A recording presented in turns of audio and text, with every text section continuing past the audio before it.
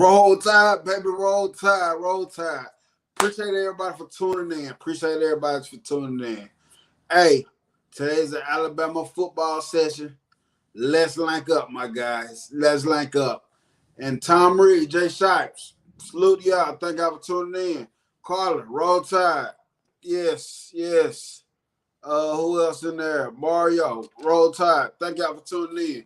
Hey, y'all hit that like button for me. Before y'all come in the house, make sure y'all wipe y'all feet off at the door and hit that like button for me. George, roll tide, my brother. Thank you for tuning in today. Thank you for tuning in. Thank you for tuning in for this link up session. You know how we do it. You know how we do it. Alabama SEC West champs. Georgia is the SEC East champs. Renata, what's going on?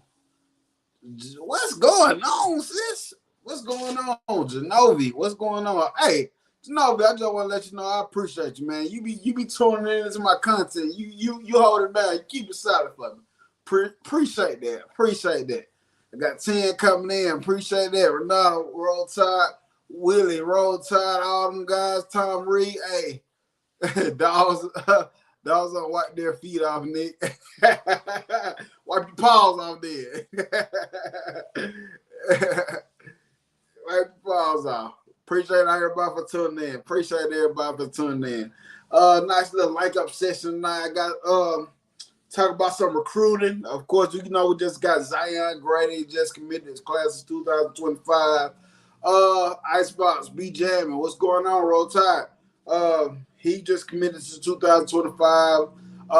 Let y'all know Brittany B, what's going on. Let y'all know about the commits that we got on the way to actually score touchdowns like that. That lived in the end zone on Friday, whatever they play high school ball. Yes. So got that. You know, I'm gonna give my Tusk Award winners of the week. Shout out to Tom Reed for that. He came up with that name, the Tusk Award winner of the week. Tom Reed, my guy, came up with that. He came up with that. Then I'm gonna give y'all my final thoughts of what I think. And depending on how much time we got left, you know, I'm gonna talk about some other college football. But right now it's gonna be, you know, typical Alabama stuff. So let's get into it.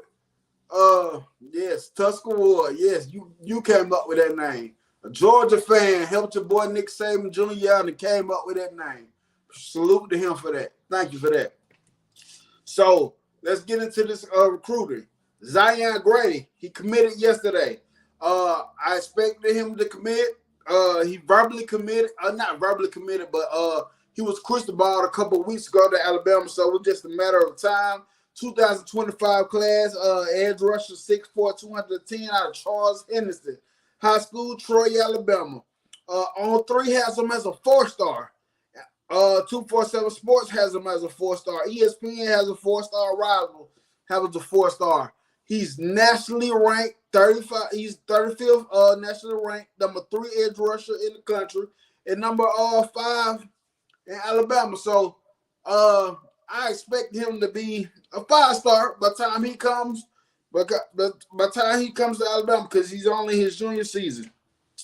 According to On 3, he was heavily favored to Auburn, Florida State, and Georgia, and he chose Georgia. Okay, he chose not Georgia, but Alabama. My bad. I'm sorry. Alabama. But nice kids. Like I said, 6'4", 210 pounds. Got to beef up. Pretty sure he will beef up coming to Alabama. The top programs, the elite programs, they'll get him where he needs to be. But nice height off the bat. And congratulations to you, Zion Grady, for making your furthering your college football career and your education. So salute to him. And one of the reasons why he chose Alabama is because he said the number one reason why I picked Alabama is how they develop guys at my position. So the smart guy. So many new coaches at SEC schools next year. A&M, Mississippi State, and Bama. Bama, damn. And you know what? You might be right. You know how they do. When we get to winning that Bama, they're going to come get our coaches. You know how that goes, so they might be right. But I agree. There's going to be a lot of new coaches. Oh, I'm waiting for Matt House to get fired. Hey, the Jimbo Fisher firing yesterday was a trickle down effect. Everybody finna start getting the boot. Just watch and say. Just watch and see. But just like I said, the number one reason Zion Gray chose Alabama because he said I picked Alabama is how they develop guys at my position. So salute to him. Another guy to look out for is Tristan Jernigan. He's actually currently a Texas A&M commit. He said they are about, and the thing he said is about Alabama. He said they are about getting those players that are going to win games, and I love to win more than anything in the world. It's just the standard at Alabama. So what I'm telling y'all right now, Peanut Roll Tide, salute, baby. Thank you for tuning in. So watch out for Tristan Jernigan to decommit from Texas A&M. So he's a Texas A&M linebacker commit. And speaking of Texas A&M, expect a lot of them guys start decommitting and going elsewhere. Expect a lot of them to decommit and go elsewhere. So look out for Tristan Jernigan, linebacker commit. I think he's a 3-star guy. But I also want to tell y'all several of the commits who found the end zone multiple times in playoff action this weekend. Marvin Jefferson is our wide receiver with three touchdowns apiece. Marvin Jefferson and Rico Scott with 3 touchdowns apiece. Peyton Woodyard with a punt return. Drake Kirkpatrick with a pick 6. Julian Sayin with 3 total touchdowns. Jalen Botway with 4 total touchdowns. Caleb Odom with 2 touchdowns. Ryan Williams with 3 total touchdowns. So these are guys that found the end zone multiple times in the playoffs games this week, and they're coming to Alabama. Like I said, Marvin Jefferson, Rico Scott, both for wide receivers. Peyton Woodyard, safety. Drake Kirkpatrick, safety. Julian Sayin, quarterback. Jalen Botway, Caleb Odom, tight end, and Ryan Williams, wide receiver. So, we looking right now. We looking right. We looking promising. 19 process of 18 so far. You damn right, baby. You damn right, baby. So, yes, sir. So, look out for them guys. Look out, they doing big things on the college, high school level. And we are expecting their services soon at Alabama. But right now, that 2025, okay, I'm bored. Can we talk about Georgia now? So right now, our 2025 class is currently sitting at number 1 with 4 top 100 players committed. Now, it's 2025, I will say. So, we number 1 right now. So, that might not be then when the actual year coming. But right now, we have 4 top 100 players committed to the 2025 class, and we're sitting at number 1. So that's always good to hear. So my next segment is I want to talk about Jalen Milroe a little bit too.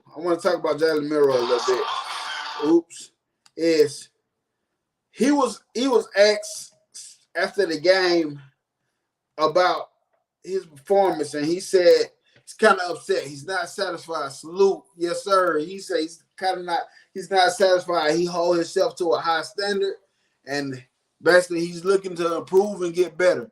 I like to hear that from a quarterback. We're seeing Jalen Milroe make the strides he needs to becoming the quarterback, and there was a lot of us that didn't doubt it, but it was a hell of a lot of us that doubted. And I'm going to just tell you, I was on the Milroe train. I was all aboard from the get-go. So, congratulations to him. I like that I'm hearing that he's holding himself to a high standard right now. But Caleb Downs, let's talk about Caleb Downs. Caleb Downs is seeking to become the first true freshman safety to eclipse 100 tackles in the Saban era, bro. In the Saban, the first he is on the path to get 100 tackles as the true freshman in the Saban era. He is looking to join 4 other safeties as the season leaders in tackles. And he's going to be the first ever true freshman to do it. Mark Barron. We all know what Mark Barron did. Top golf is, that's what's up. That's what's up. Mark Barron. He's one of them. 2010, Landon Collins. 2014, Xavier McKinney, X-Man. 2019, DeMarco Hellman. 2022. But he is the first true freshman to become, looking forward to become 100 tackles.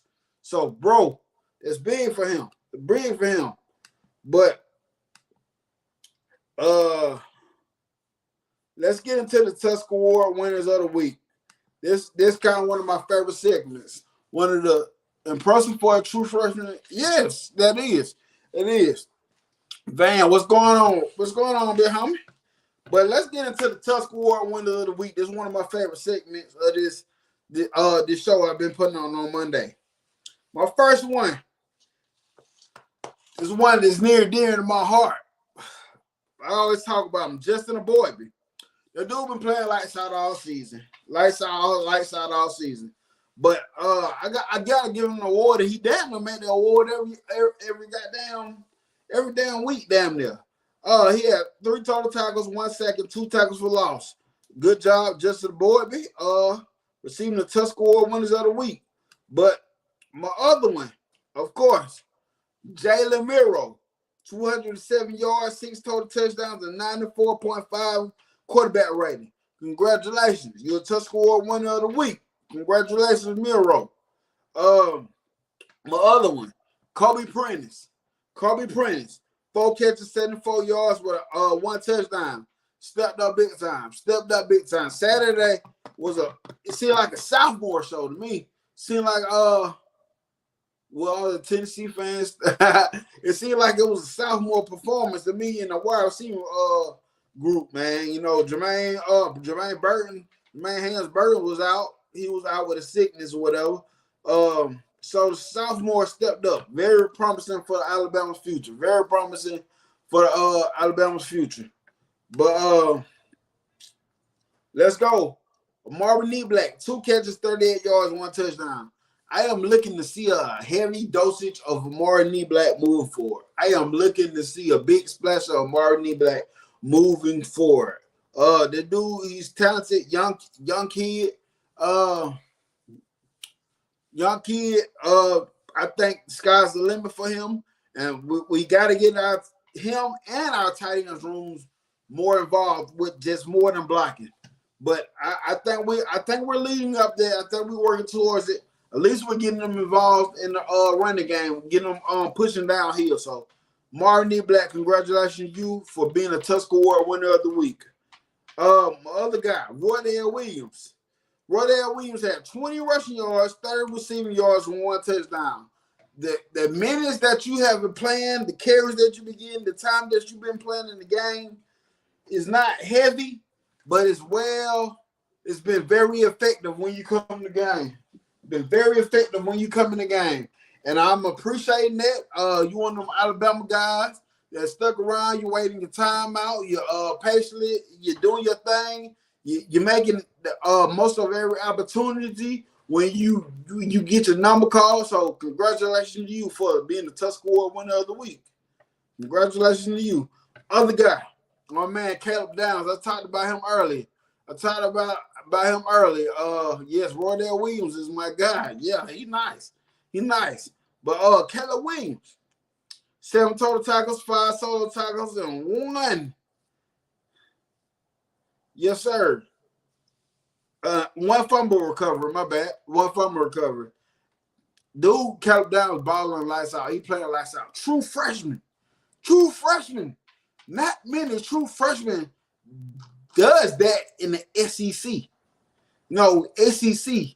No, there's not many other guys that can do that. Not many other guys. There's a lot of true freshmen playing in college football, but at this level in the SEC, you know what I'm saying? Usually them players come to the Georgias and the Alabamas of the game. Usually them players come and we're fortunate enough to get them. Appreciate you, Caleb Downs. Congratulations to you. Other guy, Terrion Arnold. Let's talk about Terrion Arnold right now. Let's talk about Terrion Arnold. 4 tackles, 1 forced fumble, 1 interception. Got 3 interceptions on the year. Dude, I can't say enough about Terrion Arnold, man. Came in as a safety, converted to a cornerback. That shows you how athletic and how talented this guy is. That shows you how athletic and talented this guy is. That, listen, last year he went through growing pains. That's what happens when you switch positions and come trying a new position. You're gonna go through your growing pains, but he has ups and downs, and I like that. I like that how he played last year. That was what I expected from a new guy playing a new position. But this year, they don't show that much attention to Kool-Aid McKinstry, but they've been showing a lot of attention to Kool-Aid, and I'm pretty sure Kool-Aid been making them pay for it every time. It's gonna get to the point you be like, God dang it, we can't throw the ball. We just gotta run the ball because both of these guys are too good. But congratulations to you, Terrion Arnold. I appreciate you for what you've been doing for us, man. Stepping up big time. But congratulations to those guys for coming up with the Tusk Award winners of the week. Keep continuing to do what you do, and keep making progress and keep moving forward. Terrion Arnold has made a lot of money this year with his play. He should be drafted at least second round. Hey, and what you saying that? Do you say second round this year or next year? Because if he's smarter, he'll come back. He'll come back next year and push for a goddamn on first round, late first round, early second round. But yes, sir, I agree though. I agree. So let me get to my final thoughts of the game. The overall attitude and intensity. If the team was, god dang it, it's so little. I typed it up so little.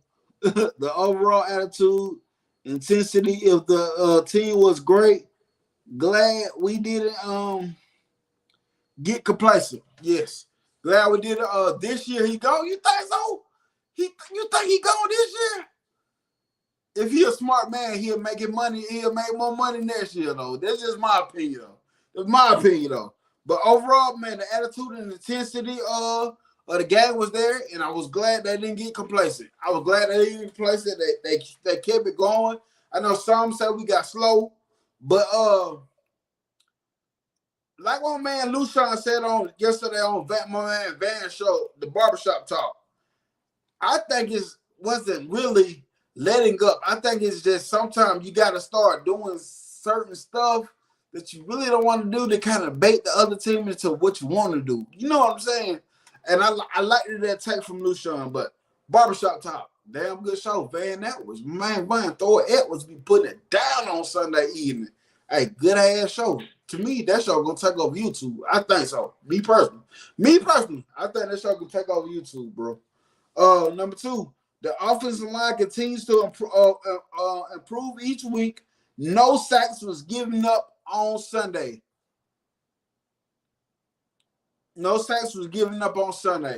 And Tom Reed said, Nick, how about mid-roll's progression? I think mid-roll's progression is freaking good thanks to this offensive line I just brought up. They've been improving, and we actually did not give up sacks on Saturday. So that was big time for those guys. Those guys are stepping up big time. They're not where they want to be at in my book, but they're getting there. Giving up no sacks is big. Is big. So congratulations to them. Number 4, Jam Miller proves to be a great option in the run game. Very physical runner. Listen, it would be hard to turn down the draft if he gets a good review. That's facts. I agree to that. And he gonna have people on his side. Let him know what's up. Advising him the right way. He gonna get the draft grades, but they always go to Coach Saban and they talk to their parents about everything. It's been fun to watch the development in a lot of players this year. You know what? I agree with you, Tom Reed. Like, And it's not even just Alabama. Like I said, I even say this about Georgia. I seen them grow from where they started at the first game to Saturday. I seen a lot of growth in Georgia. I seen a lot of growth in Alabama. Like with Bama, like I said, it's like watching my little kids start from babies crawling. You just hold them, then they're crawling, then they start walking, knocking everything off tables. Then all of a sudden, you at the first Little League game. I'm like, look at these boys. They growing up fast. Look at my kids grow. But Jam Miller, he's yes sir. Yes, sir. You already know what's up, man. You already know what's up, bro. Much love, more respect, but I love what you do. I love your takes on football. I love your thoughts. And it's not just Alabama football for me. Not just Alabama football for me. It's your take on football as a whole. The fact that you can look at football as a whole, look at football for football. That's what I love about you, bro. That's what I love about you. But Jam Miller, he's becoming that running back that we all expected Jam Miller to be. UGA Bullpups offense is deadly. Yeah.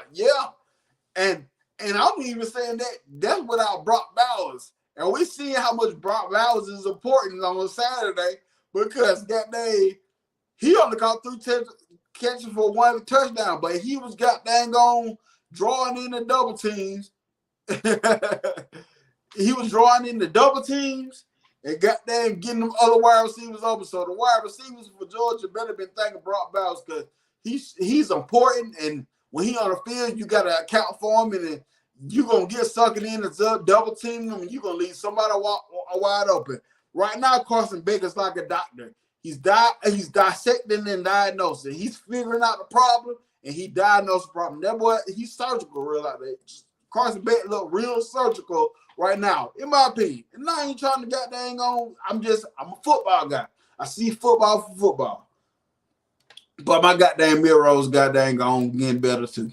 My goddamn Miro getting better too. The progression he has made is freaking awesome. But Jam Miller, back to him. My bad.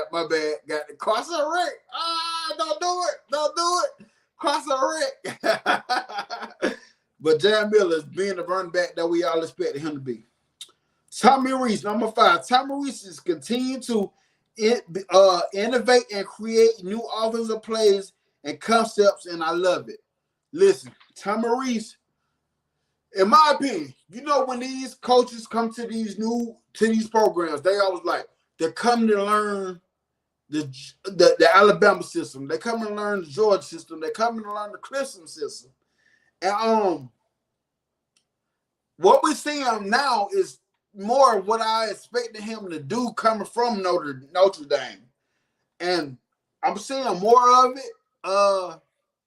Do y'all think, yes or no, do y'all think that Nick Saban was like, he gave Tommy Reese more leeway to be like, just, hey, man, John has shown let me get what I'm saying. I told Tommy Reese, they're like, hey, Tommy Reese, do what makes you feel comfortable. Call what you feel is comfortable because most of these concepts that we are seeing now with the 12 personnel, you know what I'm saying? I'm kind of like,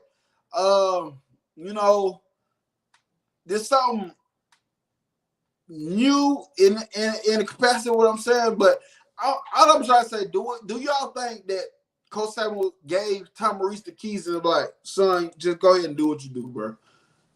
I was saying it all year, put Miro in comfortable position. And you know what, Tom Reed, I'm vouching for what you were saying because you always left comments saying that you said it before the season started that you would expect Alabama in the SEC championship.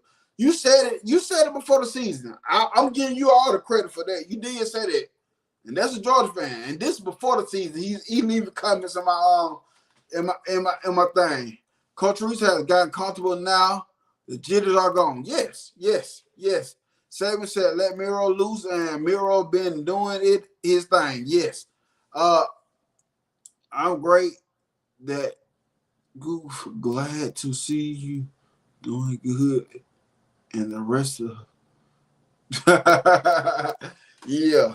But Tom Reese, I'm proud of what Tom Reese been doing. I'm proud of what Tom Reese been doing. Keep it up. Like you just said, Coach Dude. Coach Lou Sports TV, please go subscribe to Coach Lou Sports TV. He put out good content. Sorry I missed your live last night, bro. Sorry I missed your live last night, bro. But I hit the rewatch game in the morning, bro. But Coach Lou Sports TV, go subscribe to that as well. Please do. Tom Maurice, congratulations. Keep doing what you do. Keep doing what you do, bro. The defensive line continues to wreak havoc and disrupt quarterbacks. We will need that down the line this year. Yes. Defensive line, ever since that Texas game, the second game of the season, I've been seeing y'all improve tremendously. In my opinion, I feel like you just saved Freddie Roach's job because a lot of people was talking about fire Freddie Roach. And this is my opinion before the season. Roll Tide, rise up, salute. This is my opinion about Freddie Roach before the season. I felt like Freddie Roach could have been better, but due to Pete Golden's scheme, it held him back so much. And I felt like with Kevin Steele's scheme, because Kevin Steele, he likes front seven. He likes physical linebacker and defensive line play. So I felt Kevin Steele's team was gonna be able to let Freddie Roach do what he do. And Freddie Roach, he coaching them boys lights out. Defensive line playing lights out. So it's gonna be critical for us moving on forward. And y'all know what we're talking about now. SEC championship and shoot the remainder of the games. Honestly, the remainder of the games. Chattanooga, Auburn, Georgia. We're gonna need them to continue the wreck habit. We're gonna need them to continue the wreck habit this year. So let's move on. Number 7, Terrion Arnold continues to impress each week. He had a day on Saturday, truly underrated player. Listen, I don't. In Bama's eyes, in my eyes, he is balling out. I don't know if he's getting enough attention nationally, but that's okay. Keep doing what you're doing and earn your respect. You're gonna make them make you respect you. Terrion Arnold, you've been holding it down, bro. You've been holding it down. Like my older son, he basically was saying something about Kool-Aid, and it was kind of leaning towards negative way. And he 13. But he was like, "What Kool-Aid do?" I said, "Actually, Kool-Aid doing what he's supposed to do." I said, "Ain't nobody throwing the Kool-Aid side." So that tells you how dangerous he is. How dangerous he is, and Terrion Arnold been looking so good because they've been trying it with him. They've been trying him, and they ain't been coming out so successful. Terrion Arnold is clutch, bro. He's clutch. Arnold is a blessing. I agree 100%. I agree. We are like the only two fan bases that click up because we are the only ones who understand and expect success. And that's all facts, bro. Like we talk so much junk at Georgia. Georgia talk so much junk at us. But you know what? In the end, I really feel like it's a big mutual respect because, like you said, oh, no, these are just my final thoughts. Bro. I already gave out the Tusker Awards. These are just my final thoughts, and most of the dudes I'm talking about was on there, but yeah, these are just my final thoughts, bro. But I think we all have kind of a mutual feeling of respect, because like you said, man, we all expect success in our programs. So we as fan bases, we know what it feels like to win. Tennessee can't relate with us. Mississippi State can't relate to us. Missouri can't relate to us. Ole Miss can't relate to what we've been doing. You know what I'm saying? So, yes, we talk a lot of junk at each other, but I feel like it's a mutual respect.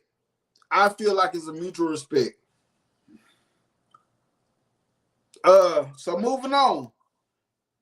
Caleb Downs is phenomenal. All over the field. Lead us in tackles. Again, this kid is a stud.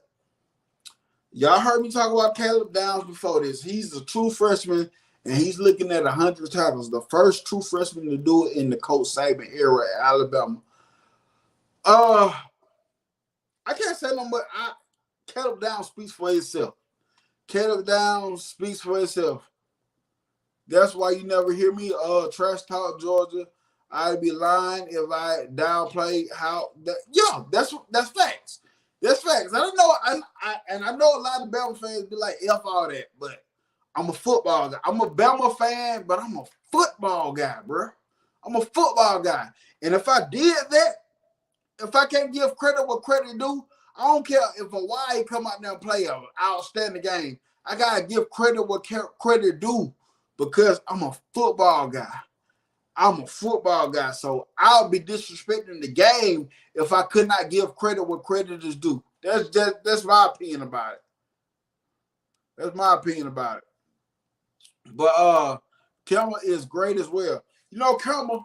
Oh boy, I'm gonna talk about Kelma after that. After this. Let me get this off. Love how. My bad.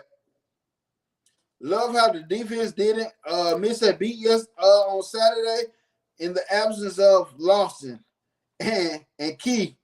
Truly maturity in the team. So like I said, I'm going back to Campbell. Didn't miss a beat without Lawson and Key gone. Jahad Campbell, it's something about that kid. It's something about that kid, Jahad Campbell. He got that, what they call it, the it factor. He is him. Listen, that dude gonna be one of the next Alabama greats, bro. He's gonna be one of the next Alabama greats. I like him as he's instinctive, he's physical, he's downhill. He knows what's going on. He ain't guessing. He knows what's going on. He sees what's happening. He processes things fast. Campbell is that guy. He's that guy. Yes, learn. I love when you return the fumble. This game is a good thing because we need the red. Yes, facts. But number 10 overall, we captured the SEC West. We dominated on the road. I love the attitude of this team and how they respond week in and week out. Chattanooga, we on the way, baby. Chattanooga, we coming. And Chattanooga. I like Chattanooga. Shout out to my man Cameron Brown that plays for Chattanooga, defensive back as well. I interviewed him this summer. Matter of fact, Coach Dude, got on the panel real quick. I don't know if you got on the panel or you asked like I know you seen the show out there. I know you was on the show in the chat room. I can't remember if you got on the panel, but Kevin Brown, shout out to him. He plays for Chattanooga. Shout out to him. Chattanooga, we coming. Chattanooga, we coming. That's all I gotta say. I like Chattanooga, but of course I think this is a game that we straight up do our thing. Do what we gotta do. And overall, I'm proud of Alabama. Y'all went through a lot of adversity this year. Y'all man up, y'all stuck to y'all guns, y'all did what y'all do. Y'all got he's from your city. Exactly. Y'all did what y'all had to do. A lot of us counted y'all out. When I say us, Alabama fans, the nation counted y'all out. Concerns at Auburn, just play football. Hey, Auburn gonna be what they are. You know what I'm saying? They're a rival game. I expect Auburn to come out swinging. I expect Auburn to play a hard fought game. I'm not gonna downplay Auburn at home. I'm not gonna, but we should beat the brakes off of them. But you know how the rivalry game go. I was expecting Georgia to beat the brakes off of them. It was early in the season. I think if y'all play Auburn now, y'all will murder Auburn. But you know how the rivalry game go. You know how it go. So whatever. You know what I'm saying? But Alabama, I'm proud of y'all. Y'all overcame a lot of adversity this year. We 35 minutes and 27 seconds in. If anybody want to hop on with me, and we can talk whatever, college football, Alabama football, whatever. Let's talk about it. I'm going to put the link in the chat, and whoever want to hop on, can hop on. I'm going to get off at 8 o'clock. but whoever want to hop in. Jay Sykes told us, goddamn, we're going to lose 3 or 4 games this year, though. You know I got to mess with you, Jay Sykes. You know I got to mess with you, bro. What you said, Coach Stu, honestly, the Auburn game is more important than it was because of playoff importance. Yes, that's why I said I can't downplay it. I can't downplay it. Auburn going to play us like they're number 3 team, and you know it. You know it. It always happens. That's why I said I can't sit here and downplay it. No, I said I expect us to do it, but heck, the first year Bryce was our starter, I expected them to get rid of them quick. They took us to, what was it, 3 overtimes or some crap like that. That's the type of crap that happens when you play Auburn at home. Expect competition. Expect the hard-fought game. But in the end, that brings the best out of your players. When you can survive tough-fought games like that, regardless if the team should have been in there or not. If it's a tough-fought game, it shows you a lot about your team. I got 19 in the chat currently. Please hit that like button. Oh, yeah, y'all. Man, listen. I'm at 760 subscribers. Man, help me get to 800. I don't care what you got to do. Share it. Like it. I really want y'all to like it, man. Because I'm realizing they're getting in the YouTube algorithm. That's why I've been going so hard. Because I've been getting kind of more traction than usual on my page. So I'm trying to ride the wave. That's going right now. I'm trying to get up to 800 subscribers. You know, my goal is 1,000, but I'm chipping away. I'm worried about the 800 first. And right now I'm at 760. 760. So do what y'all got to do to help me get there, please. Highly appreciate it. Thank y'all very much for that. Let me bring in this guest I got in, and that's my man, Free. What's going on, man? Hey, I hear you, man. What's going on? hey, how's it going, Nick? It's going good, man. Good. I'm glad to have you come on, man. Glad to have you come on, bro. Hey, I finally figured this thing out. Okay. So what was going on at first? Cause I know you was trying to do it on the other platform, but see, I use a different platform. I use StreamYard, and they use Restream. So, what was it? Hello? Well, I don't know what was going on. I'd like to talk about the national championship game on December 2nd. Hey, and you know that's what I've been saying. That's gonna be the real natty. I believe that game is gonna be better than the national championship because I just don't see whoever the other opponents are in the playoff. I don't see a better game than Bama and Georgia right now. That's just my opinion. Oh man, I totally agree. I got a better job, and hopefully by next year, more time. Hey, and Van, I ain't gonna lie. I ain't been to a Bama game in a while. You said in 10 years, it been less than 10 years for me. It's been less than 10 years, but I ain't been in a while. Cause for one thing, I used to always try to go to the spring game. I used to like to take my kids down there, but you know, man. Okay. That's cool, Tyree. I respect it. But I like to take my kids down there, and we haven't been able to do it, man. We haven't been able to do it. Like we get so tired and busy and stuff with other stuff. So that's how it goes right there. But I agree, Tyree. I gotta talk about it too. December the 2nd is the national championship. Just to let y'all know. I know it's another national championship. Oh yeah. Oh, I see what you're saying. Let me see.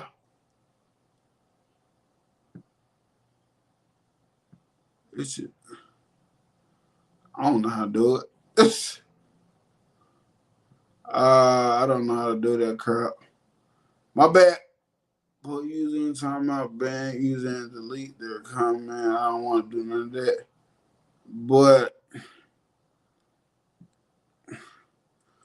But yes, December 2nd will be the national championship. I don't see any other team. I don't care who messes. I don't see another team being better than Bama and Georgia, bringing the best game. We seen last year, even in the playoff game, even in before the national championship. It was Georgia versus Ohio State. Now that should have been a national championship game. That was a good game. I will say Georgia and Ohio State was a good game, but that TCU and that goddamn Michigan crap, man, they can say that crap, man. They could have played in whatever bowl, any other bowl, one of the New Year's Six bowls, but not get into the national championship, man. Like the committee got to see, bro. The committee got to see that ain't it, dog. That ain't it. What's going on, man? What's happening with salute? The echo ain't too bad, is it? Let me hear. The echo, is it too bad? I hear myself echo, but it's just when I talk. Okay. Hey, look, I want to ask you this. I know it's regional bias, but when people ask about the best teams in college football, why nobody is really talking about Ohio State, Michigan? I know, like I said, I know it's regional bias, but if we speaking football, why don't nobody really speak about those teams? In my opinion, I can only tell you the reason why I feel like that. Because to me, they don't really be playing nobody. The only 3 teams that play is each other, bro. That's my opinion. That's my opinion. I don't know why the others don't do it, but I just always looked at that conference, Ohio State, Michigan, and TCU, not TCU, but Penn State, is they are the only competition. Right, I see what you're saying. I understand that, but I guess because with me growing up that way, also, and with my young football days, I kind of, I know, like I said, I know it's the regional bias. I understand that, and I understand the dominance of the SEC. I'm not naive. You know what I'm saying? I'm not crazy, but like just for having a good football teams, just in general. So I'm saying, like for this year. Ohio State, they got their deficiencies just like everybody else in America. So nobody in America is really, in my opinion, a complete team. Even the number 1 team in the nation, which is Georgia, they have their deficiencies. But it's like the national media, you know what I'm saying? It's like, I don't know if it's because of the blogs, and from where I look at it, being down south, we don't get the exposure also. So, you know what I'm saying? You kind of got to find their content. But like Michigan has a good football team this year. See what I'm saying? I'm not saying they on the caliber of Georgia, but they have a good football team. I agree. I do agree with that, bro.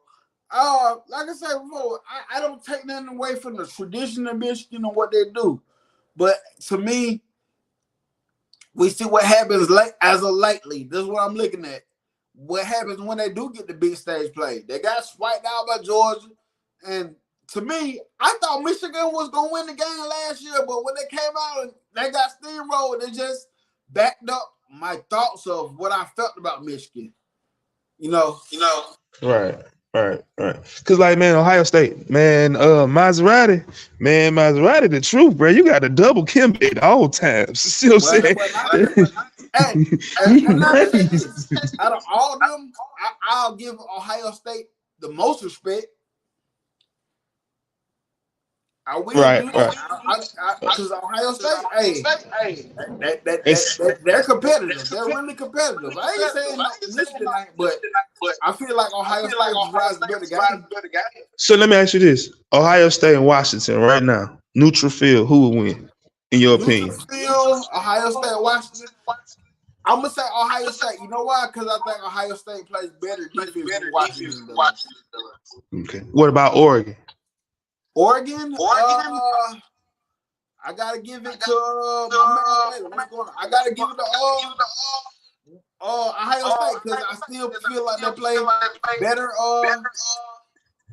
better defense. Right. Okay.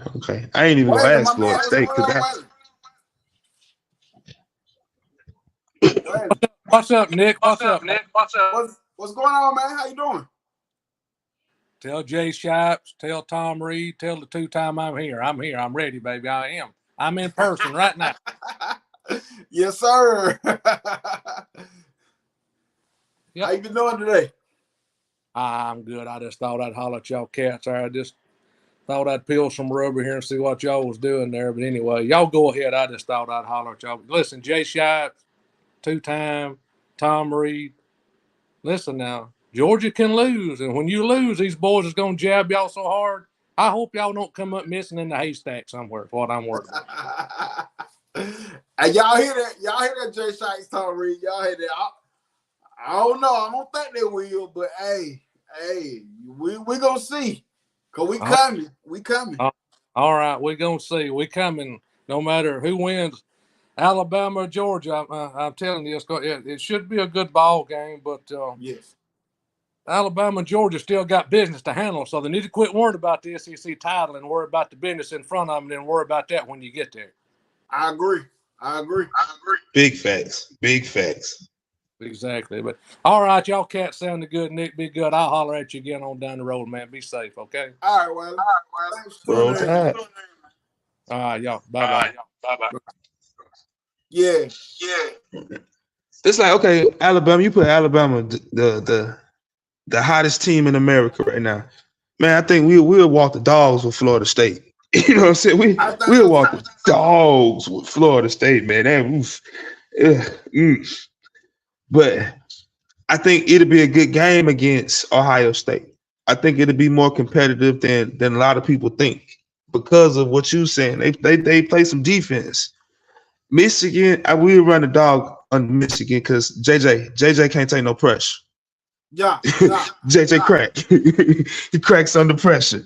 And see, I think like when it comes to Georgia, I want to see Carson Beck under pressure because a lot of they haven't played under pressure. And like that Auburn game, Auburn brought a lot of pressure. See what I'm saying? Because they played with no fear that game. They knew they was gonna lose the game, so it was more like, hey, let's keep it close. So we just got nothing to play. We just going all out, balls to the wall type shit.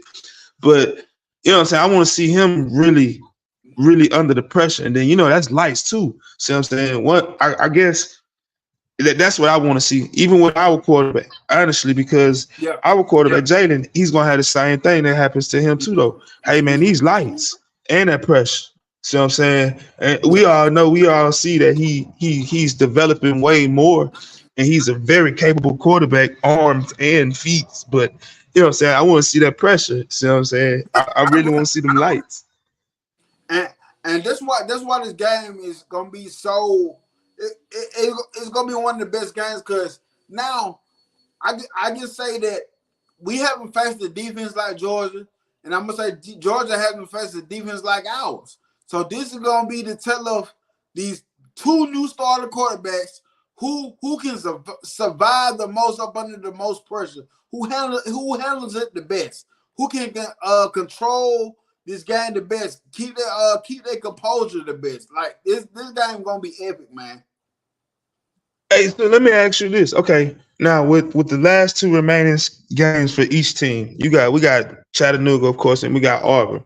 Now they got their last two games to me are more tougher, even though Georgia Tech is playing inspired football this year. I just say that much. They playing inspired. I ain't saying they're good enough, but yeah, I got you. But that's a rival too. You see what I'm saying? That's that. And with them last week, that's just like with Washington. Man, I think Washington State might pull off something. You'd be like, wow, and they have done it before against Washington because it's their rival game. See what I'm saying? Mm-hmm. Yeah, Oregon still got to get past Oregon State, and Oregon State is a tough team. They're tough. I'm not, what I'm saying, in the trenches. And DJ, he has surprised expectations this year out there at Oregon State, man. You know what I'm saying? Compared to what he was looking like at Clemson. So them two, ain't nobody have no gimme games left. See what I'm saying? And then, of course, Ohio State, Michigan play. So let me go back to the first two games you talked about. Washington State and Washington. Now, from what we've seen, we do expect Washington to win.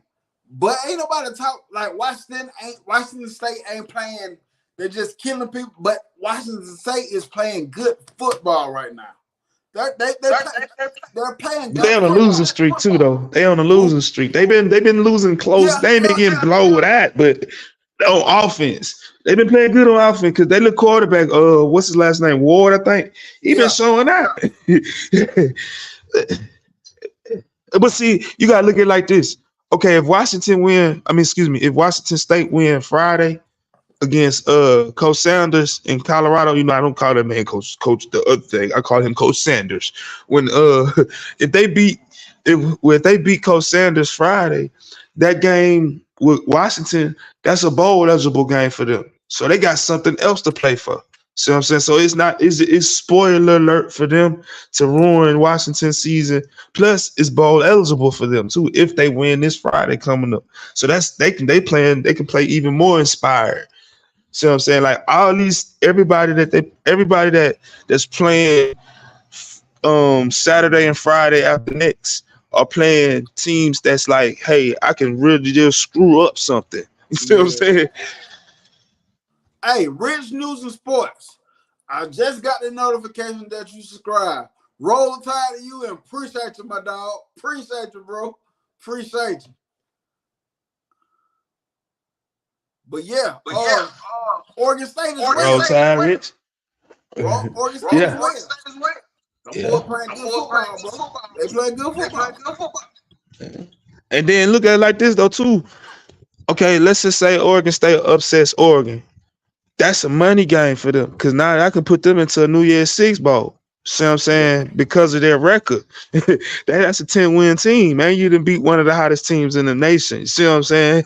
And then so you gotta look at like a lot of these teams, even Ole Miss. Ole Miss still has, even though they got Slaughterville against the two of the top teams in the nation, they still can compete for a 10-win season. See what I'm saying? That's a bowl. That could be some money involved in it. So a lot of teams still have something either economically to play for or just, you know what I'm saying, emotionally to play for. It ain't given. I agree. Hey, Van just asked a question. He said, quick question for y'all. Who do you think Texas A&M goes after? They almost got to be, because of a lot of teams will be firing coaches real soon. Hey, for real, teams are going to be fired because this is my thing about the firing thing. A trickle effect is happening from the Jimbo Fisher thing. Everybody pulling the trigger now. They're waiting to see who's going to pull the trigger first, and everybody pulling the trigger. So who do you think Texas A&M will go after, bro? Hey, let me tell you some names that nobody's starting to speak about right now. The offensive coordinator, honestly, the real offensive coordinator for the 2019 national champs LSU, Joe. Ain't nobody speaking on that man. That man, I'm telling you, man, that man is sitting up there in the NFL getting his mind together even more. His offense. I'm just throwing that name out there, Joe. Joe would be a great hire. And I think the thing with him was college at LSU, they say he ain't really like recruiting like that. So you think right now he'll change his mind? And you think he'll be considered? I mean, Texas A&M money's recruit itself. Yeah, just think about it. I understand Jimbo was a hell of a recruiter, but hell, Kevin Sumlin look at where he brought in some hot recruits too. See what I'm saying? You know, some universities kind of recruit themselves, and then when you got some good boosters behind you, man, he'll get if they bring in Joe will hire the recruiters that he need. They'll make sure that they're spending money on the recruiters that he need. I got that. Homegrown Cowboy, what's going on, man? All right, bud. I forgot about this bug on the Android. Am I getting feedback? No, you sound good. Okay. All right. Fantastic then. We're expecting the Longhorns are expecting Alabama to jump Texas tomorrow. Whenever they announce. You said you're expecting Alabama to jump Texas. Yeah, and possibly we were talking about it, and possibly Oregon. It could be Oregon too. That's facts because it was a struggle win against TCU. I can see that, but you know, I'm just sitting back enjoying the ride, playing the hand that they dealt us. So you know, but I see where y'all going with it though. Yeah, well, the Longhorns just haven't been finishing. You know, they'll start out strong, but they don't. The motto is all gas and no brakes. Well, that's not the case. We're putting the brakes on in the second half, and and the people, the playoff committee is going to know that. Yeah. Unless we change from now until the Big 12, then we'll be able to know more then as to what happens. But as of right now, yeah, Alabama's going to jump Texas. Oh, I'm gonna ask you this one question. We realized with Quinn Ewers last season, when he went out and he came back not the same Quinn Ewers. Are you worried about that same Quinn Ewers this year coming back and not being the same Quinn Ewers and like kind of taking a step back? Well, nobody ever, Sarkisian never did make it public about Quinn Ewers, but he wasn't 100% healthy. And he really had no other choice but to play him. And Malik Murphy was hurt, okay? And let's see, yeah, the running back out now. Picture, so, I mean, that's all he had to deal with was pretty much Ewers. Woo! Now, the other gentleman here, y'all, I hate to break into the conversation, but y'all are talking about who's going to replace Jimbo Fisher. It's looking like it's pretty strong that it's going to be Jeff Traylor out of University of Texas, San Antonio, because he's got strong ties. I'm sorry, sir. I don't mean to cut you off. But Nick Jr., didn't I say that? You said that. Yes. Didn't I say that? He said that yesterday. My guy out there said that yesterday. Coach Duke Sports TV. He said that same exact thing yesterday. Oh, about Jeff Traylor? Yep. Yeah. I said that. I was like, man, that's the dude because he's winning down in San Antonio, man. That man is getting competitive and he's doing good in San Antonio. I said. Well, there are a couple of factors involved, and of course, money is a factor, no matter what anybody says. But he has real strong ties in East Texas and North Texas and South Texas, as far as the recruiting, the coaches, and all that.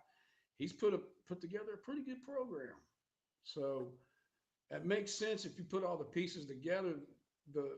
I can't remember the coach's name that does a lot of the recruiting for A&M, but he has a strong relationship with him as well. So it all really kind of makes sense. The guy's young, I mean, this stuff about, the head coach out of Ole Miss and Dan Lanning and all that. No. Yeah, Dan Lanning smart. Sir, let me ask you a question. So, with A&M in their deep pockets, do you think that I agree with you with the San Antonio coach because that was one of the thought processes I said yesterday. But do you think with their deep pockets, would they go out and try to get the big splashy hire? That would be their dream, but they got themselves in a little bit of a mess, I think. I think they're really afraid to. It's going to take a lot of money to get one of those guys that we're talking about or thinking about. The big program guys. I don't think that at this point right now. I think what they're worried about is somebody coming in and keeping their players there that they have. Yes, right. I see what you're saying. Because I'm telling you, I spoke on early in the show. Christian Jernigan, one of their A&M linebackers commit. He's eyeing Alabama right now. Cam Coleman, the 5-star wide receiver, he's looking at Florida State right now. I thought, is there one other one looking at Alabama? He's from Alabama. Cam Coleman, he's from where I'm from. Okay, is that the one? Okay. Yeah, so 5-star wide receiver. Okay. All right. Yeah. Well, you think he's going to go to Florida State? I think he's really considering it. Honestly, when he went to A&M, I was surprised. I thought he was going to Auburn, honestly. Nah. Yeah. It took a while for him to commit. Yeah. Sure did. But they're definitely going to lose some players in the portal and, probably a few players and, in the commitments. And, A&M's just trying to do what they can to, keep what they have at this point. Yeah. I was talking with J Pops is a Texas A&M YouTuber, and he was like, I asked him about how you feel about recruiting, and he basically said, honestly, I'm not worried about recruits. I'm worried about getting the coach right now. Yeah. There's Yeah, you have different scenarios, and I tell you what, A&M have definitely put themselves in the hole. Of course, Mississippi State doesn't have the same kind of cash flow that A&M does. Hey, I'm gonna ask you about this. I did a video earlier about Texas. I'm not Texas A&M, but Mississippi State fired their coach after going 4-6 in the first year. What do you think they're looking for? Because for me, in my lifetime, I think I remember Mississippi State winning the SEC championship one time, the West or something like that one time, and the Dak Prescott era, that was number one, and that's the only thing I remember. So, what are they looking for? What I'm saying is, to me, Mississippi State, that's their standard. Like, I know I seen them do better, but what do you think they're looking for? Well, definitely stability, and we all know that recruiting is a big part of the deal. And Dan Mullen actually did a pretty darn good job of recruiting. He just didn't win as much as they wanted to. And speaking of, I'm hearing, I don't know if you've heard, but he's actually in the talks. Dan Mullen? Mm-hmm. Wow. Think about bringing him back. Don't know that for sure, but that's the rumor. So it seems like there's not a whole hell of a lot of choices out there. I've heard Dan Campbell of what school? Where is that? Dan Campbell, Detroit. Detroit, yeah. Okay, but I've heard about him coming down, maybe for A&M or Mississippi State. Hey, I'm gonna tell you one coach that I like, that I would like to see take a shot at it. It's Kansas coach right now. What's his name? Lance Laporte. I like that dude. He's a dude that can coach, nails X's and O's, and I think he will develop, and I think he will fit right for Mississippi State.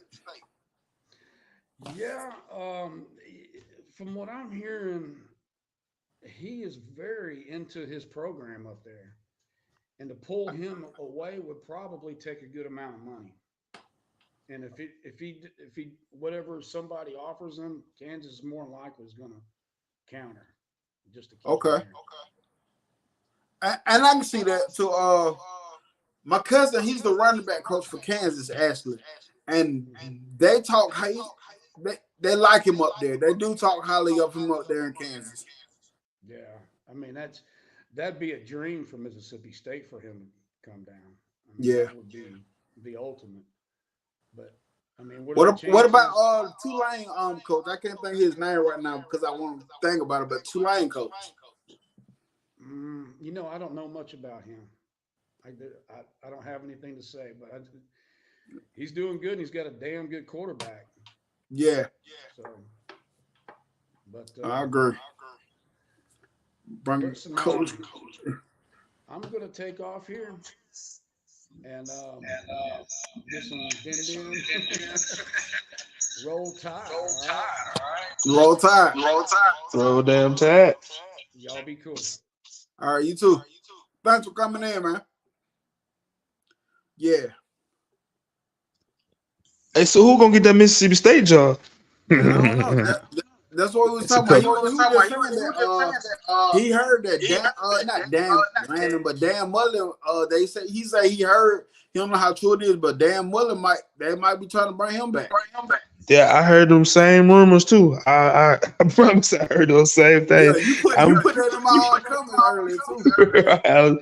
Will, that's why I said, will Dan come back? But the only thing is, man, that's a program. As a coach, it's a stepping stone. You got as long as you can win 8-9 games, their fan base shouldn't be beyond expecting like no playoff runs every 4-3-2. No. Just be happy with your 9-win season. Some programs are just that's what they are. They're like the Texas Techs of the world. That's why I'm getting out of my video. I'm like, what are they looking for? Like the dude I got now. Now, honestly, me personally, I think it was an emotional hire from the get-go. But I'm like, he ain't even been there a whole year. So what? They went from air raid to basically trying to run a normal pro style offense. So you gotta kind of give it time if you make the hire. But I guess that just wasn't it for him. But I want to know what are they looking for though? Because to me, that's Mississippi State. Yeah, okay, but now look at it like this too, though. Just think of it from their standpoint, the administration and all that stuff, and the AD. That was a trending downward trajectory. See what I'm saying? Because like no matter what, you still in the SEC. You still need to recruit, and with Ole Miss having what they're having, the type of success that they're having for Ole Miss standards, and they looking at Starville like, hold on. We already in it, you know what I'm saying? We were, even though Mike Leach, salute to him, man, may he rest his soul, but the program was kind of stagnant. See what I'm saying? So with the program was already stagnant, and then now we starting to kind of fall down, and the recruits, the ones that they can get from the state of Mississippi, they like, no, I'm not even thinking about it. So I think this was a longevity move. I honestly, that's what I look at it as a, hey man, let's right this ship now before it get out of control too far. Yeah, I get it. I get it. Cause I'm gonna tell you what I didn't like from Zach Arnett is when we played him. His mannerisms on the sideline, his facial expression was on the sideline. I'm like, I know it's tough right now, but that is not the expressions you need to have on your face showing your team. Cause they catch you on camera looking crazy. And that was not cool. Like, for real, bro. Hey, so look, okay, now when it comes to coaching searches, just think about it. It's two power group of 5 schools here in Alabama that have some hot coaches in Troy and South Alabama. Just think about them. They might get a interview. I'm not saying that they'll be hired, but they might get an interview for the job. See what I'm saying? Because Troy is a nice program, and the dude over here South, man, he got him nice. He won 10 games last year. This year, he should make a bowl game this year at least. So I'm saying, and going back to back bowl games at South Alabama, that's a good feat. See what I'm saying? Hey, Van said, what type of offense do your kids run? I was running like a variation of a spread wing. I kind of got it from Coastal Carolina. On how Coastal Carolina was running theirs, I was trying to kind of emulate how they was running. Cause for my level of football, it was good. It worked long as I got a line, and long as if I teach the technique that I need and have the guys that was with me, I was blessed this year, man. Like I had a small. It wasn't but me, myself, and 2 other coaches. But I was blessed for them. They was still playing semi-pro, and they were young. Them dude, they was some young cats. So we was able to really kind of get in the technique with them and everything that we was trying to do. But I saw Coastal Carolina play here, and I saw them play South, and I just got fascinated with their offense. It was like, ooh, I like that. You know what I'm saying? Yeah. And it was different. So hey, that's what I would do with my little kid. Shoot, when Gus was running, I had a dumber version of what Gus was running. All I did was tell my boys how to push, and we're gonna go fast. So we're gonna sweep it. We're gonna go to the outside, and we're gonna go to the outside enough. Soon they thought we go to the outside. I had that one dude that's kind of big. But I'm gonna tell you like this, man. I switched towards the end of the season, man. When I started, my numbers start kind of getting bad on me, for whatever reasons they happen, no matter with the parents or whatever. What I did was, man, I had a lineman, big boy, and I was trying to do what Coach Sanders out there in Colorado should be doing, trying to do whatever he could to protect his son at quarterback and move the ball down the field. So what I did, man, I pulled one of my big boys and put him at fullback. And then one game we was playing the best team here in Mobile, man. They actually ranked in the top 10 in the state of Alabama. I moved him to Wildcat basically. And it was like, hey man, I had another big boy lineman. It was like, hey man, we finna run right behind him the whole game. And bro, we went up and down the field, up and down the field, up and down the field with my big boy. So, man, I just made adjustments. Sometimes, man, it just depends on what I got going. Like, you know what I'm saying? Beginning of the year, I might won one thing, and then turn around towards the middle of the season, I'm like, man, scrap it all, and grab another playbook. I got 3 playbooks, and I always add to my playbooks. So I'm saying I don't have just one; I got 3 of them because it just depends on what type of talent I have, on what I can run. Yeah. Hey, Van said something that I got from coaches too. He said dealing with the parents are way worse than the kids. The kids are fun to me. And I said this, Van. This is what I said, bro. It'll be way more coaches if the coaches didn't have to deal with the damn parents, bro. Man, like, bro, man. Worse than the kids, man. Hey, but see, I'm gonna tell you, that's why I've always loved coaching where I was at. I have some parental problems, don't get me wrong, but hell, my parent problems be bringing these little jokers to practice and stuff. I be having to go pick them up and crap like that, and I don't get no gas money and all this crazy stuff. But anyway, I'm not gonna go into a rant there. I'm gonna leave that alone. I'm gonna digress. I'm gonna tell you about my dad when he was coaching up. My dad used to have to pick people up, drop them off, and goddamn gone pay for uniforms sometimes. Feed them. Take them to football games. Make sure they're going to school. Right. Making sure they getting grades. It's just it's a man. A lot of people don't understand when you dedicated to it and you really care about not just the game but the kids. It's a lot into it. It ain't just. It shouldn't stop on Saturdays. It shouldn't stop after practice. It should go on longer. Yeah. And that's why I tell people all the time, man. The best thing that I always get is, man, years when these kids get older and they run up to me, be like, "What's up, coach? What's happening, coach?" I'll be like, "Oh man, what's happening?" You know what I'm saying? I'll be like, "Man, you look at you, young man, look at you."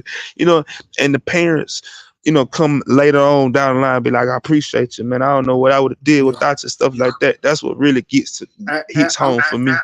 You know, my dad still had a moment like seeing kids that we all grown, and having 30-minute conversation talking about how fun it was. People thought I was that dude back in the day. Like, boy, you the man. My dad was the man, bro. Man, look, man, my son don't even play ball no more. So, you know what I'm saying? Folk, he be like, "Dang, daddy, you know all these?" I'll be like, "Yeah, man, just from football." And then, like, you know what I'm saying, a couple of kids that I used to coach out, they're blessed with their talents and their mind frame, because a lot of people got to understand it ain't just the talents. You got to have the mind frame too to make it to the league. And he done met a couple of them. He be like, "Dang, man, you been knowing them since." I be like, "Man, I've been knowing them little boys since they were 4, 5 years old, man, when they were peeing in the bed still." A couple of them was scared of the dark around that age. You know what I'm saying? I've been knowing them from that long, man. But it's just a good thing, man. I just, I love it, man. It's a blessing for me too, though. I do it for a lot of different reasons. You know what I'm saying? I have some selfish reasons, but the selfish reasons that I do it is for, how can I say, it's for health reasons also, if that make any sense. Speaking of the devil, my dad just called me then. I talked him up. Yeah. Hey man, so man, let me. Well, I've been I gotta ask. Yes, sir. What's going on though? What's going on?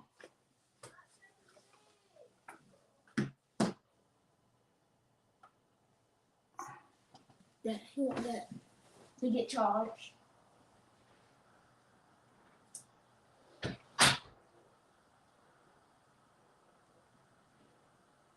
I'm here, y'all. I'm still here. There you go, President Ship. Hop on, bro.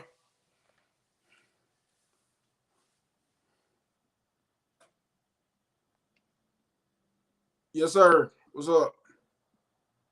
Oh. No bad, man. I hit the wrong button. Hey, well, do you think Coach Sanders and Colorado gonna make it to a ball game, man? No. You said that fast. Oh God.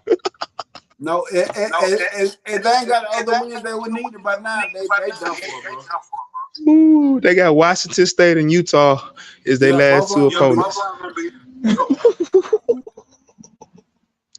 Oh, jeez. So do you think? Let me ask you a question, because man, honestly, man, just football wise, man, they got some talent out there. Like if you just look at their roster, they have some talent. Yeah. It's just, it was too bro. Yeah. I'm from the coaching side. You know, I look at a lot of stuff from the coaching side, and man, some of the mistakes that he has made this year. It's young. You know what I'm saying? Like we all know he needs experience, because this is, you know what I'm saying. Even though he's coached for a couple of years, he's stepping up in levels. So I'm saying, you know, each level you step up, you need some experience in that level. Yeah, man. But he has cost, to me, my opinion, he has cost his team a couple games too. I agree. President Chip, what's going on, man?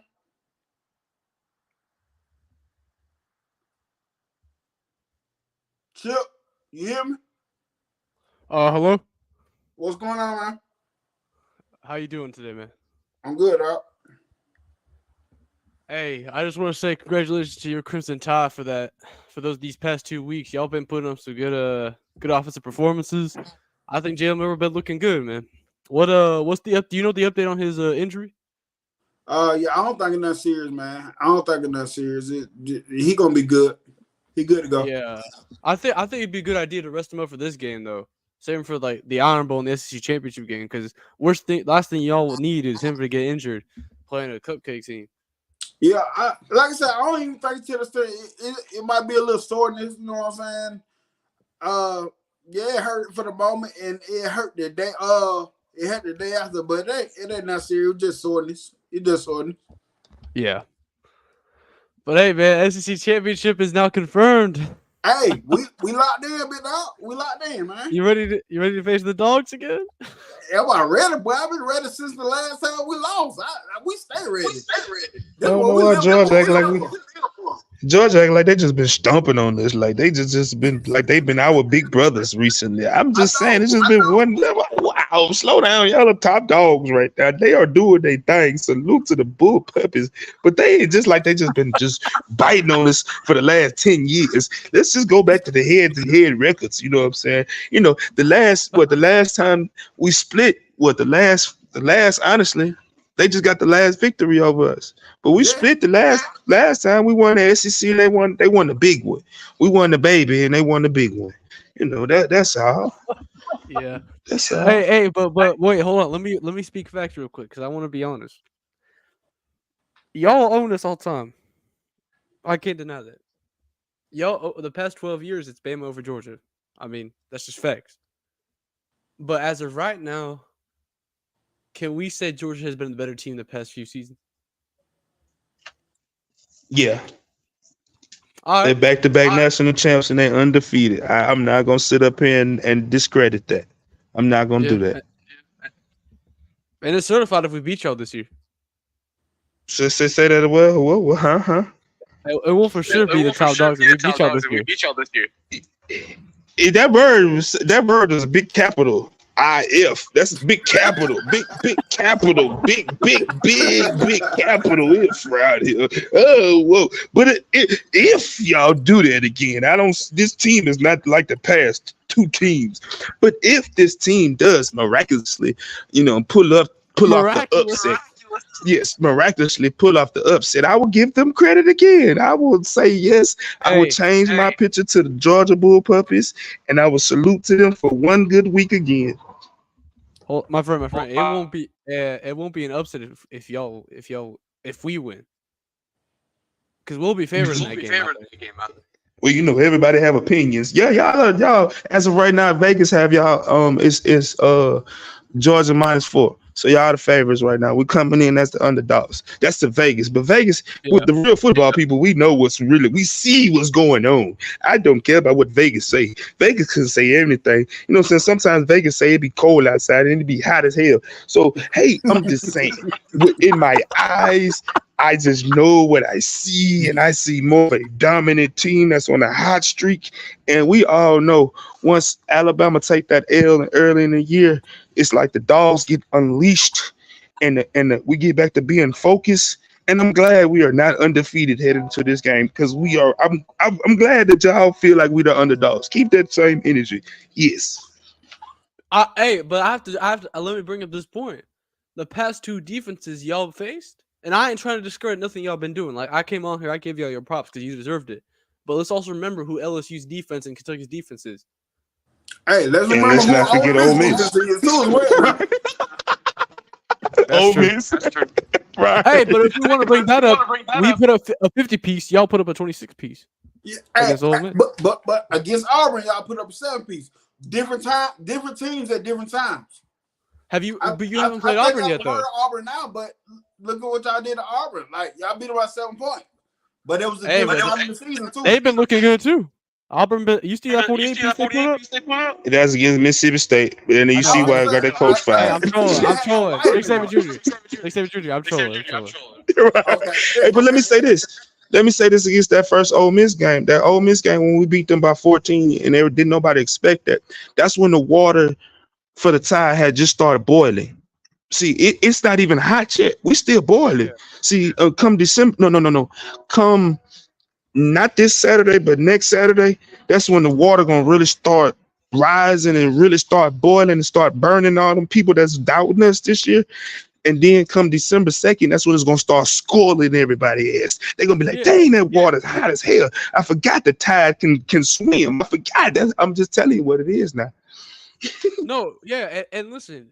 Every time must confess at this point in time, we are from a Georgia fan perspective. This is a very dangerous Alabama team we're going to be facing. Hot streak, y'all on a hot streak. Y'all have that one loss. Y'all are going in with the underdog mentality. We over here thinking we're the next dynasty already, despite the fact that we only won 2 back-to-back national championships. We trying to go for the three-peat. So we are getting cocky by the second. Listen, on my show, Nick Saban Jr. Dale every 5 seconds is thrashing Bama, and so that represents most of the fan base, and I like that. That's me too when I'm on my trolling phase. But listen,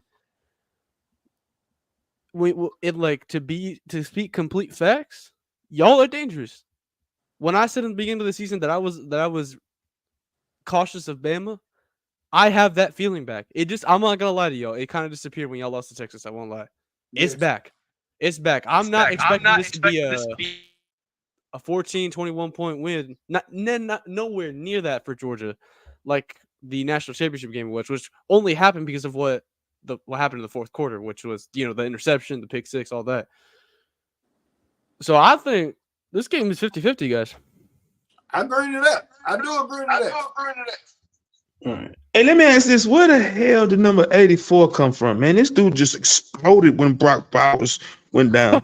Brock Bowers went down at 84, just came out of nowhere. I'm like, man, I was looking at some of them games, man. I was like, would y'all get on 84? It's like he done got more comfortable with 84. Now that's what, if we're talking football, that's what does scare me, because by the time December 2nd come around, Brock Bowers' magically repaired ankle will be at least 75% healthy, and then you got 84 out there catching dang on everything. He looking like Joe Jerry Vicious out there. I'm like, hey man, what we got going on? Like, what they multiplying? Like, well, hey, these stars are starting to multiply. They starting to look.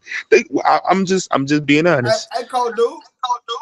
You know I'm a Buccaneers fan. What you know about Joe Jerry Vicious, bro? Hey man, I know football, man. I know football, man. Me. That's what I said. He does, and don't he out there looking like Joe Jerry Vicious, bro? He out there looking like McCaffrey.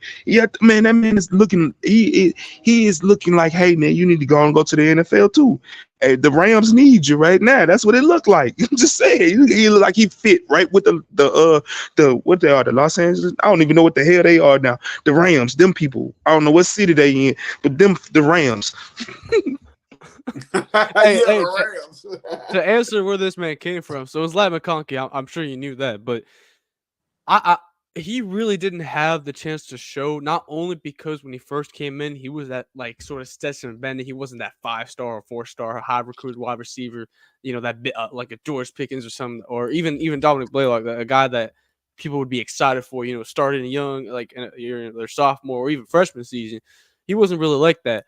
And when he was getting game time, A.D. Mitchell and George Pickens, 2 years ago when he was still here, they were getting more attention. Brock Bowers is getting more attention. There was just a lot more competition. Now that he's older, this is his last season with us. He's proved himself in big games. He's really one of the main guys. And I understand we have Robert Thomas and Dominic Lovett, but brother, Dominic McConkey Lovett be can't looking catch a. like the go-to though, bro. Yeah, because brother, Lovett can't catch a ball to save his life. Right, and he's right. It's see Runner 84 really. fingers. I understand like 84 been on. I understand he caught some passes last year. But his level of play has really stepped up this year with Brock being down, and with the national media, like, okay, what the offense gonna look like. See what I'm saying? So a lot of people's eyes were more onto the offense.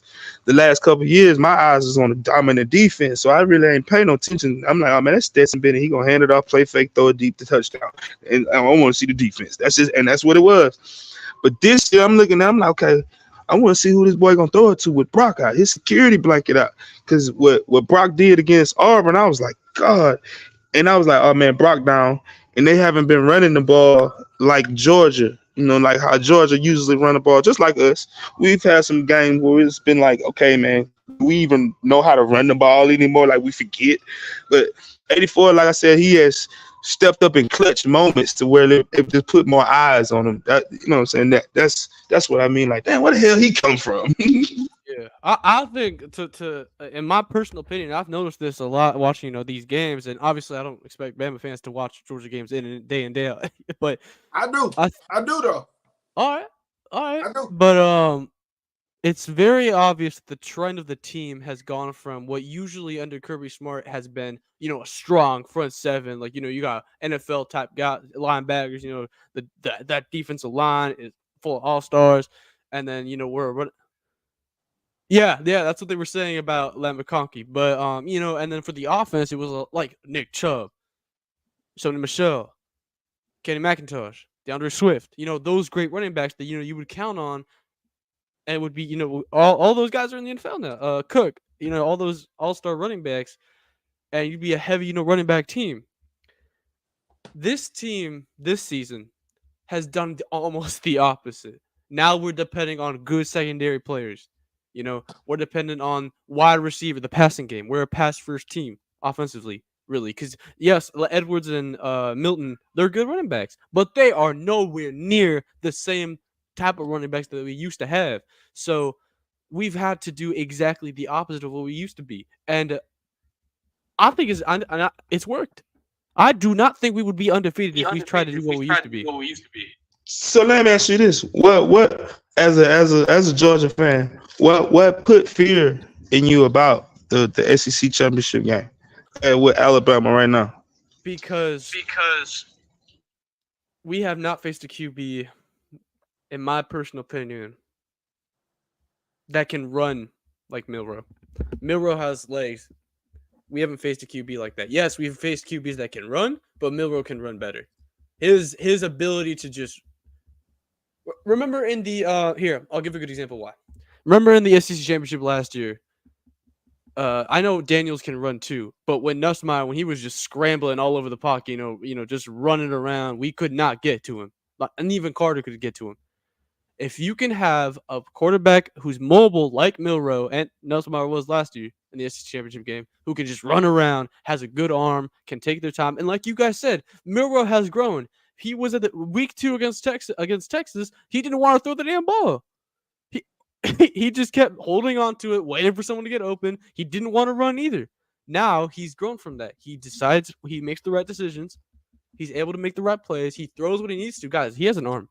I don't know why we keep thrashing. I know Jalen Mildew, what Uncle Lou says and stuff, but he's a good QB. He's gotten better. He's making the right decisions, just like Carson Bay has. But to stay on topic, that mobility and the way he's grown.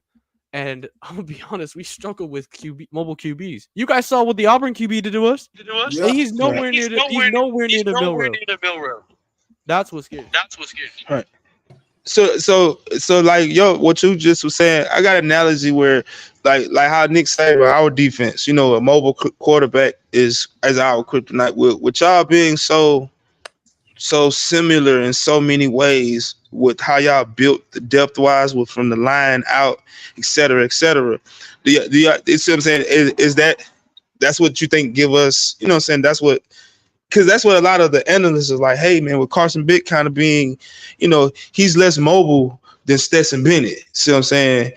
And with him just kind of being more statue, that gives us an advantage compared to Georgia having the element of mirror role. Plus, with he's starting to improvise way more too now than ever. Like that pass that he threw for a touchdown to Rodell. Yeah. And then, the pass that he threw against LSU out the back, when he hit the running back out the backfield, a lot of that stuff, it hurts both teams. But with our quarterback, we have that element, and y'all don't. I think the element we have over you, and you agree with me if I'm wrong, is the fact that we have so many. Like I understand. I just said Lovett doesn't want to catch the ball to save his life, but Lovett, Thomas, Smith to an extent, even though he too has butterfinger hands, he has the speed. And honestly, I feel like he didn't drop as many balls as we think he did. I think we just blew out of proportion because he did have that really bad drop. But Brock Bowers, Oscar Job, McConkey, all these weapons. Alabama. The last time Alabama faced a team with a lot of options offensively was Texas. What happened with Texas? Y'all lost. But Texas tempo, but y'all don't have the same tempo as Texas too, though. You gotta look at it like that. Texas, how they started scorching us is they started going up tempo. Y'all don't really do that up tempo like that. Because we haven't need to use it yet. Me personally, about the Texas game, I feel like Alabama killed themselves more than Texas just straight up beat us, bro. They won. I'm not taking that from them, but I believe Alabama did more damage to themselves the 2 touchdowns that was called back, that was penalties that they did to themselves. You know what I'm saying? Well, that's really been the reasoning for why y'all lost the last 3 games y'all lost. Penalties. And of course, Brian Kelly decided to take a chance to play, gamble on the 2-point conversion, but they wouldn't have gone to that point if it wasn't for y'all's penalties. And look at that element of the game now. The penalties have decreased. Like everybody's talking about the play of our players and the coaching, but look at the discipline side of us too. We are trending in the right direction when it comes to penalties. We are not averaging 29.7 penalties a game no more. We're down to about 5. That's great. Hey, but I got to ask you this question because Burton, if Burton is healthy, what are y'all gonna do with Dirty Red out there? Because Dirty Red gonna cut up against y'all. I'm letting you know now, man. That man is gonna cut up against y'all. So you know what happened? So in Texas A&M, right? I think the defenses between Georgia and Texas A&M are similar. I think Georgia has a slight. I think based because of certain players that we have, we're above Texas A&M defensively, but it would be very similar to that where we would be able to handle, in my opinion, a lot of the receivers y'all have. But a guy like Burton's just gonna have a field day with us. And I think he's gonna have a bunch of catches. So Burton have a field day. Then what about Bun and Law? I think we can handle him, man.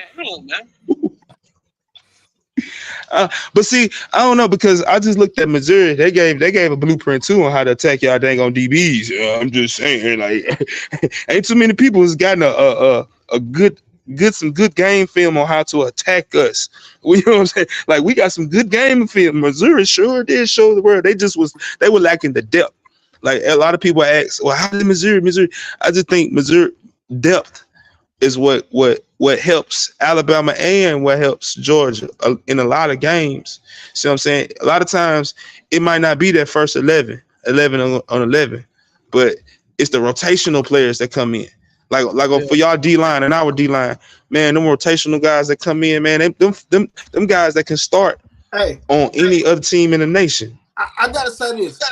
You know, I heard people ask us about rotation. And like I tell people, and now I'm not talking about YouTube. I'm not talking about, I don't know how much I watch Bama, but I said, I was talking to a Georgia fan that doesn't watch Bama like that. He just sees whatever the little clips that show, glance at the score. And he was talking about rotation. I said, well, if you watch Bama football, like I watch Georgia football, we rotate heavy too. We've been rotating heavy too. We've been having dudes in and out that defensive line. We've been having our linebackers getting playing time. We've been having our secondary in and out too. We've been rotating players a lot too. Yeah, I mean, successful teams have to do that.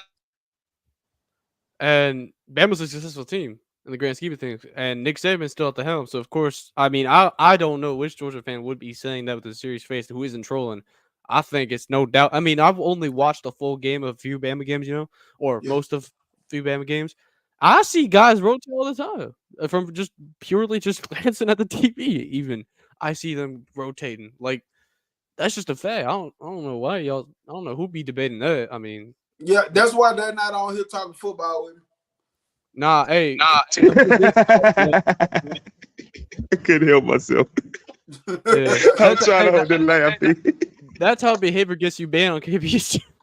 Yeah. What happened to me? I was trolling too much, man. I can't, man. The troll get me off focus sometimes because I be like, man, would you shut the hell up and talk some fucking football shit? Shut the hell up sometimes. Hey, though, but y'all, man, they've been a good convo. I gotta wrap it up. I gotta get ready for work in the morning. I wasn't even intending on going this long. Oh man, you said 8 o'clock, man. Oh man, you said 8 o'clock, man. I appreciate you. Coach Cruz, Coach TV, please go tune in. Tune in. Appreciate that, brother. You already know I did my share. Go ahead, do it. No, I would say you already know I did my like, share, and some. We already know I'm subscribed, but I did the share and that. So salute, man. Can't wait till the next one. All good. Roll down tide. Hey, Bam Down Sports, please go support my brothers over there. Bam Down Sports, they got a show tomorrow. Rolling with the Tide. Thursday night, my guy William Bryant, AT. On Saturdays, you got the Pick'em show in the morning. On Saturday night, you got the goddamn Let's Talk Football. And on Sunday night, Barbershop Talk with my man Van Thor Edwards. And President Chip, plug your channel, bro. Plug your channel. Oh yeah. All right. We got Georgia fans or any college football fans. Y'all want to come in? President Chip. We have we do. I follow pretty similar schedule to what KB does. I do Wednesdays, Sundays, and Fridays. Sometimes that's a 50-50. And speak your mind. If you want to troll, I'm gonna let you troll. It's YouTube. It's a free platform. You got free speech. You want to troll. You want to come on here. Whatever fan base you are, you can go ahead and speak football, troll. Talk your mind. It's open season over there in terms of opinions. And Nick Saban Jr., thanks for having me on, man. Go Dogs and Roll Tide. Go Dogs, Roll Tide. Salute. Hey, appreciate everybody for tuning in. Make sure y'all hit that like button for me, man. But I gotta wrap it up. I gotta get the shower and get into bed, man. I gotta wake up early. And appreciate y'all for tuning in. I'm out. Roll Tide.